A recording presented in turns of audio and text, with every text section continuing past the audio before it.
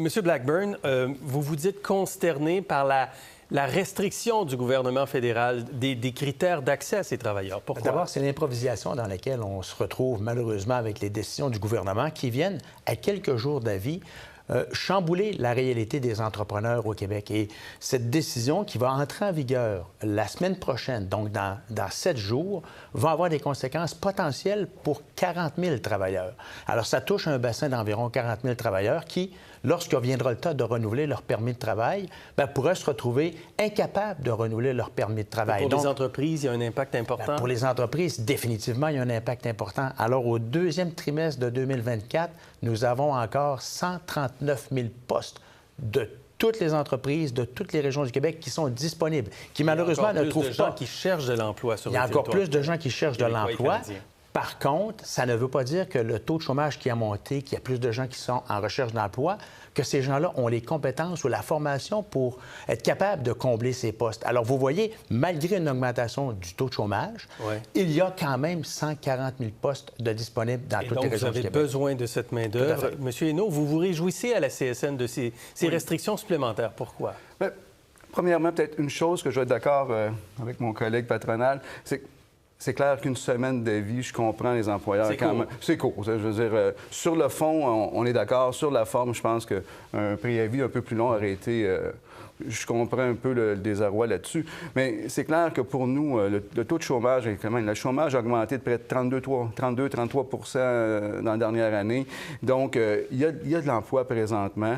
Pour nous, je pense que c'est un premier pas. Mais en même temps, on est quand même un peu déçus qu'on a encore les permis fermés. Donc, ça fait longtemps qu'on réclame la fin de ces fameux permis fermés-là pour les travailleurs étrangers. Alors, les permis fermés, c'est des travailleurs étrangers qui se retrouvent à un endroit puis qui ne peuvent pas aller travailler ailleurs. Ils ne peuvent pas aller travailler. Donc, ces personnes-là arrivent là et ils sont pris avec cet employeur-là toujours. Ils ne peuvent pas changer. Puis avec l'augmentation présentement des lock-outs, depuis décembre, il y a beaucoup d'augmentation des lock-outs du côté des employeurs. Ces gens-là sont pris à ne pas pouvoir travailler nulle part, parce que c'est un employeur seulement. Donc, souvent, je l'ai vécu dernièrement dans une entreprise de la Rive-Sud de Montréal, où il y avait 2 travailleurs français étrangers qui ont dû, la solidarité syndicale, mais sinon, il n'y avait pas d'argent pour payer leur loyer, il n'y avait rien. Là. Donc, c'est vraiment, moi, je pense qu'il faut regarder pour que ces gens-là, minimalement, puissent aller travailler ailleurs lorsqu'on les emmène au Canada. Parce qu'il y a une question aussi de comment on s'occupe de ces travailleurs-là, dans quelles conditions ils travaillent. Quand les Nations unies reprochent au Canada de quasiment aller dans l'esclavagisme moderne. Parlons-en de cette déclaration. C'est quand même une réalité, là, le traitement de ces travailleurs-là. Parlons de la réalité, M. Filion.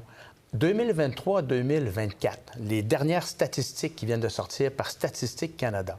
On parle au Canada de 12 entreprises qui se sont vues refuser ou retirer leur permis parce qu'ils ne correspondaient pas aux critères pour s'assurer que leurs travailleurs étaient dans des conditions... Ce sont peut-être des cas extrêmes. Bien, c'est des cas extrêmes, mais on parle de 12 sur l'ensemble du Canada. Donc, de vouloir faire porter l'odieux de ce programme qui a été instauré pour remplir des besoins en termes du travail. Il y a 250 métiers, vous l'avez mentionné tout à l'heure, qui sont en déficit de personnel et les conditions de travail sont dictées par le gouvernement du Québec lui-même. Il détermine le salaire, détermine les conditions de travail et la vaste majorité des employeurs, on parle de plus de 99 respectent ces conditions de travail-là. Donc, je comprends que du côté syndical, ils veulent absolument abolir ce projet de permis fermé, mais si ce projet de permis fermé, il est en place, c'est d'abord et avant tout qu'il permet de maintenir un équilibre dans le marché du travail et les employeurs qui font des démarches pour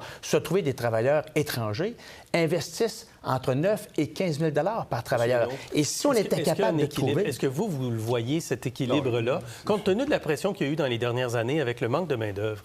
Écoutez, oui, il y avait un manque de main-d'œuvre. Ces gens-là sont venus nous aider, puis c'est bien, mais ces personnes-là sont pris en otage avec les permis fermés. Parce que tu peux être un mauvais employeur, puis ces gens-là ne peuvent pas aller ailleurs. Donc, si les permis étaient ouverts, moi, je crois que les employeurs feraient plus attention à leur personnel et il y aurait moins de problèmes de rétention. Donc, on garderait nos gens. Puis présentement, écoutez, je pourrais en sortir des noms. J'ai vu plein de conflits où les gens sont pris en otage parce qu'ils sont déchirés. Je fais quoi, là? J'ai pas d'emploi, je peux pas rien faire. Et il y a des travailleurs, par ailleurs, au Canada, au Québec, avec le taux de chômage qui augmente. Pourquoi les entreprises garderaient un accès aussi large à ces travailleurs étrangers temporaires, alors qu'il y a de plus en plus de Canadiens qui sont au chômage? Bien, les faits parlent d'eux-mêmes, M. Fillon. On parle de 140 000 postes encore de disponibles au Québec, malheureusement, où il n'y a pas de personne pour prendre ces emplois-là. Si les employeurs étaient capables de trouver des travailleurs québécois, bien évidemment, ils choisiraient des travailleurs québécois. Mais dans le contexte de pression sur le marché du travail, dans le contexte de rareté de main-d'œuvre, ces employeurs n'ont d'autre choix que de se retourner du côté de l'immigration et des travailleurs étrangers temporaires. Il faut rappeler encore une fois une donnée qui, malheureusement, qui est une réalité. Un employeur sur deux refuse des nouveaux contrats parce qu'ils n'ont pas la main-d'œuvre nécessaire, et près d'un employeur sur deux reporte ou cancelle ou annule des projets d'investissement parce que malheureusement, il manque du monde dans son ouvrage, dans son usine. Quand M. Legault dit qu'il faut réduire le nombre de travailleurs étrangers, le nombre d'immigrants temporaires, on inclut les étudiants, tout ça, mais on inclut également les travailleurs étrangers puis une meilleure dispersion au Canada des demandeurs d'asile. Êtes-vous d'accord avec ça, M. Hainaut? Bien, oui, mais ce qu'il faut travailler, moi, je pense, c'est vraiment que ces personnes-là puissent être intégrées à la société québécoise, canadienne. Mais est-ce qu'il faut baisser le nombre? Bien, baisser le nombre. Présentement, oui, compte tenu du chômage qu'il y a présentement. Tu sais, on parle présentement, il y avait plein d'étudiantes, d'étudiants qui étaient en chômage cette année. Il ne faut pas se trouver d'emploi d'été. Il y a un problème, là. Donc, il y a de quoi, là? Je veux dire, je veux pas... Il y a 1 an, on était en commission parlementaire de part et d'autre sur le travail des enfants. On nous disait... Mais un peu le CPQ, mais le FCI disait, si on rouvre ça, puis les enfants en bas de 14 ans peuvent pas travailler, des entreprises qui vont fermer. C'est pas vrai. Il y a du monde, il y a des étudiants, des étudiantes qui ne travaillaient pas cet été.